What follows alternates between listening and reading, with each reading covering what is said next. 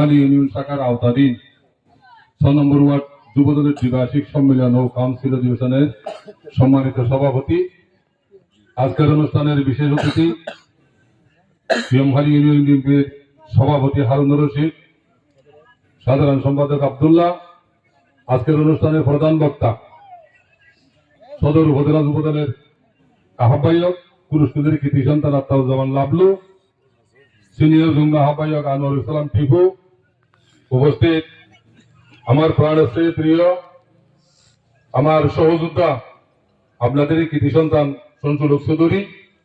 উপস্থিত সাইফুল ইসলাম সোহাগ, জাহাঙ্গীর, আবু তাহের মিসবা সহ আমার পিএমখালী ইউনিয়ন যুবদলের যুগ্ম আহ্বায়ক বৃন্দ, বারগুয়ালি থেকে আগত আমার একজন সহযোদ্ধা